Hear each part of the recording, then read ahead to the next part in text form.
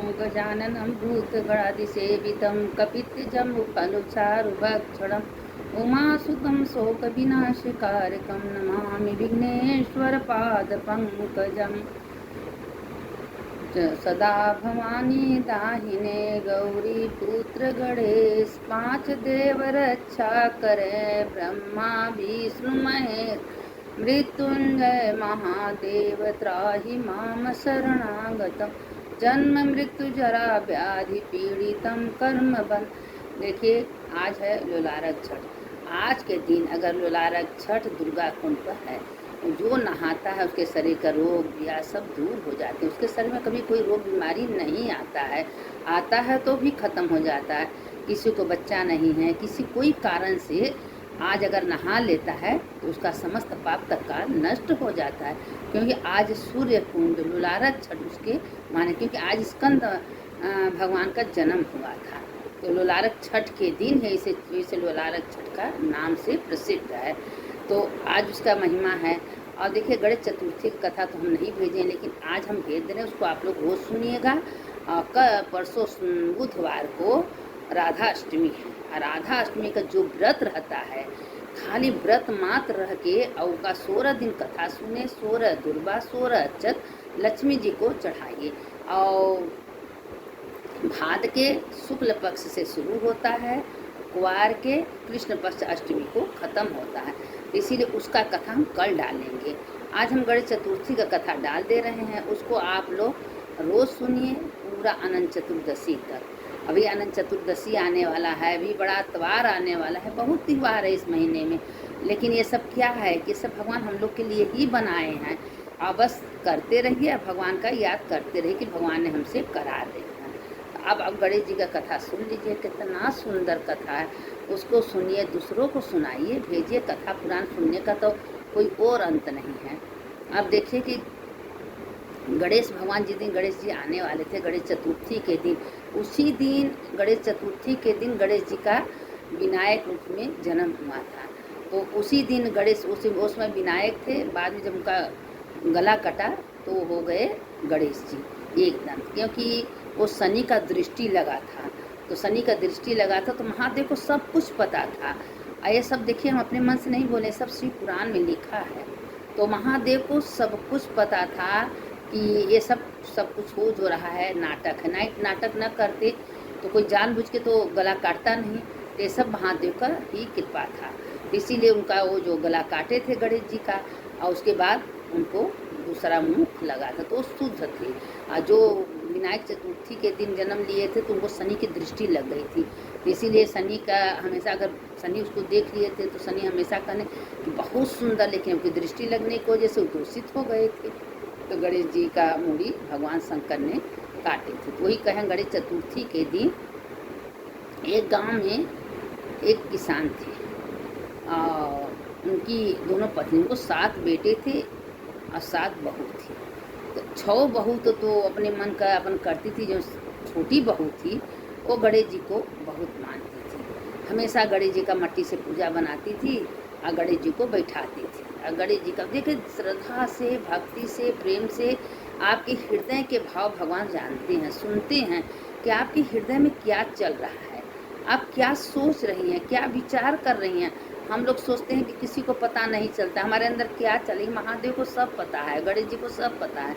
अब गणेश जी वो हमेशा छोटी बहू और उसके परिवार उसको हमेशा जैसे चिढ़ते थे, क्योंकि जो 6 थी सबको बाल बच्चा था, उसको बेचारी को कोई बाल बच्चा नहीं था। तो कोई बगल में पड़ोसी बता देते कि तुम्हारे गणेश चतुर्थी का दिन है और लोलारक छठ आने वाला है, तुम उसमें जाके नहा लो और भगवान चाहेंगे तुम्हारा गोद भर जाएगा। तो उसने कहा कि भाई हमको तो कोई ले नहीं जाएगा। तो पड़ोसी ने दया की, उसको ले गई, नहवाई। नहाने के बाद जब गणेश जी बैठाई थी, गणेश जी से प्रार्थना की, हे गणेश भगवान, हमको लोग इतना ताना महना मारते हैं, हमारा भी गोद भरिए। तो साल भर के अंदर अंदर गणेश भगवान की कृपा से उसको एक सुंदर बेटा हुआ। जब बेटा हुआ तो जो उसकी सास थी, घर में कोई सामान नहीं रहने दी, सारा सामान दान पुण्य कर दी। अब बहू बेटा की हिम्मत नहीं कि कुछ बोले, क्योंकि घर में कुछ रहने, जो कुछ था सब दान। अब यमराज की सिंहासन डोल पड़ा, कौन ऐसा पृथ्वी पर है भाई कि सारे चीज़ लोग दान पुण्य कर दे रहे हैं और मेरा सिंहासन हिल रहा है।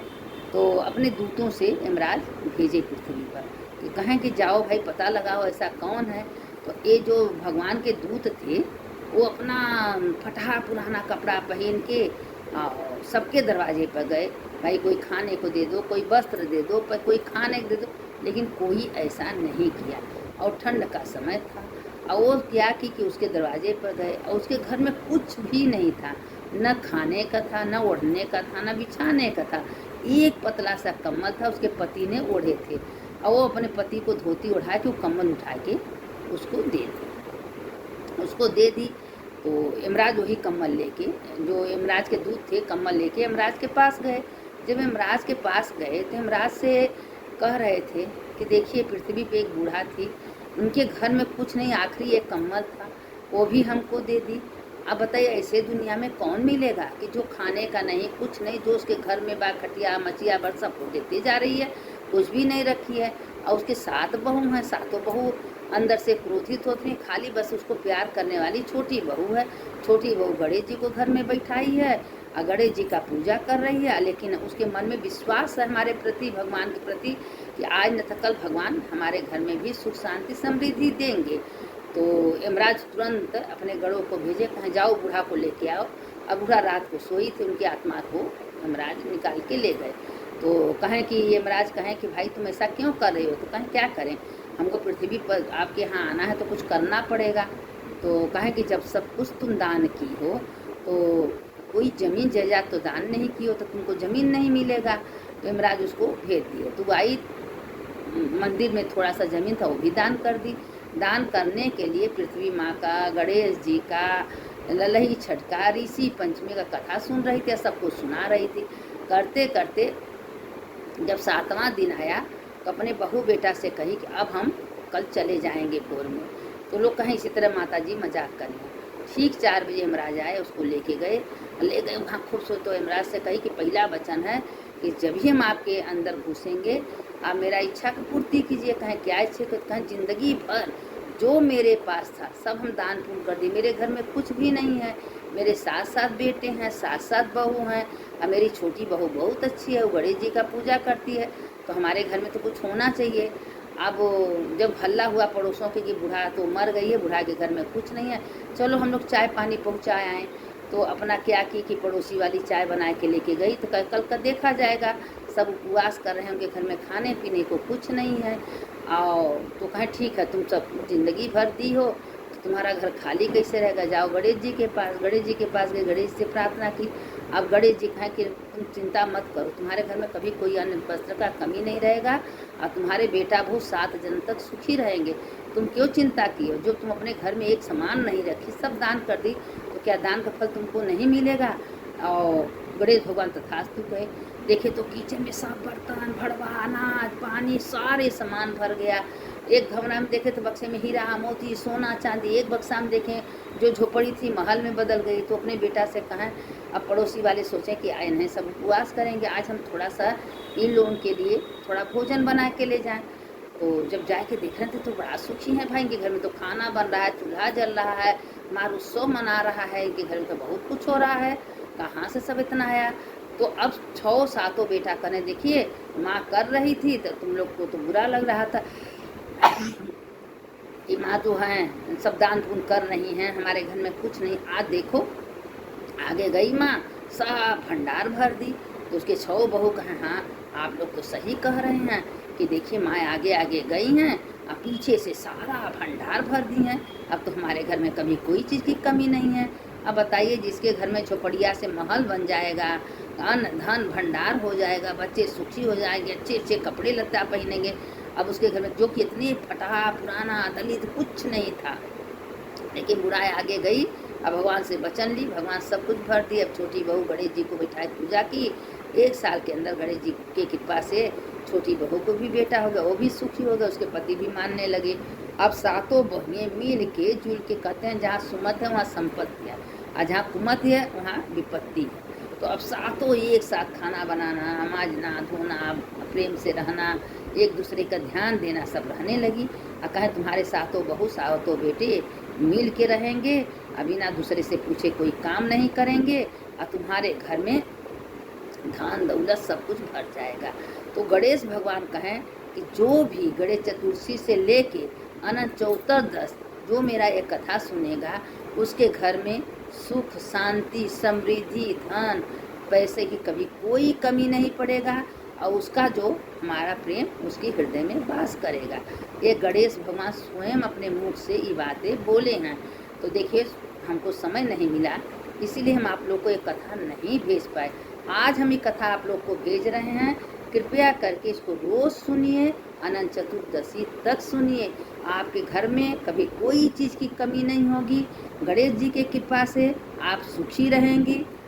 जब मन सुख खुश है तो सब खुश है, मन खुश नहीं तो कुछ नहीं है। सबसे बड़ा सुख दुख मेरे अंदर है। अगर हम अंदर से दुखी हैं तो हमारे घर में सारा संपदा रुपया सब हम सुखी नहीं हो सकते। जब हम अंदर से खुश रहेंगे तो हमारे उस खुशी हमारे चेहरे पर दिखता है। तो गणेश भगवान कहते हैं कि जो भी मेरा कथा, जो प्राणी कथा सुनेगा, वो अंदर बाहर से दोनों सुखी रहेगा, और उसके घर में कभी भी जन्म जन्मांतर तक कोई कमी नहीं होगा। आज आप लोग ये कथा सुनिए, कल हम आप लोग को राधा अष्टमी का राधा का कथा भेजेंगे। कितना दुर्बा चढ़ना है, कितना अच्छा चढ़ना है, कई बजे से कई बजे तक राधा जी आएंगी, घर में बैठेंगी, और जो पहले का राधा जी आई हैं उनका कैसे विसर्जन करना है, ये सब कथा हम आप लोगों को कल डालेंगे। और उसको भी आप लोग को 16 दिन तक, अष्टमी से अष्टमी तक कथा सुनना है। और सुनने के बाद अगर आप लोग व्रत 16 दिन नहीं करेंगी, मात्र कथा सुन लीजिए, पूरा पूर्ण लक्ष्मी जी का मिलेगा। देखिए, ये सब हम सोचिए, भगवान हमसे करा रहे हैं, हम कर रहे हैं। और कोई अपने मन से कोई धर्म पूजा नहीं करता। जब महादेवी का, महादेव का बहुत बड़ा कृपा होता है तो हम अच्छे कर्म करते हैं। दुनिया में तो बहुत लोग हैं, कौन अच्छा कर्म कर रहा है भाई? कौन कथा पुराण सुन रहा है? कौन सत्संग कर रहा है? नहीं कर रहा है। भगवान नहीं चाहेंगे। जब भगवान चाहेंगे तो हर इंसान अच्छा कर्म करेगा। अब लक्ष्मी जी का कथा कल हम भेजेंगे। 16 दिन तक, 11 तारीख से लेके 18 तारीख तक आप लोगों को सुनना है। उसे तो 17 तारीख को अनंत चतुर्दशी है, लेकिन 18 तारीख तक आप लोगों को कथा सुनना है। और सुनिए, और जिसको कुछ पता नहीं है उसको भेजिए, उसको भी सुनाइए। आपके खाते में अच्छे अच्छे कर्म बनेगा। सुनने वाले की जय, सुनाने वाले की जय। मंगलम भगवान विष्णु मंगलम गरुध्वज मंगलम पुंडरीकाक्ष मंगलाय तनो हरि। अच्युतम केशवम राम नारायणम कृष्ण दामोदरम वासुदेवम हरि। श्रीधरम माधवम गोपिका वल्लभम जानकी नायकम रामचंद्रम भज। सुनने वाले की जय, सुनाने वाले की जय, दोनों का जय होता है। कथा तो बहुत हैं, लेकिन क्या करें, समय का अभाव है। मोबाइल में इतना लंबा चौड़ा कथा पहुंच नहीं पाता, इसलिए थोड़े भेजते हैं। इतने में सुनिए, भोलेनाथ सबका कल्याण करेंगे।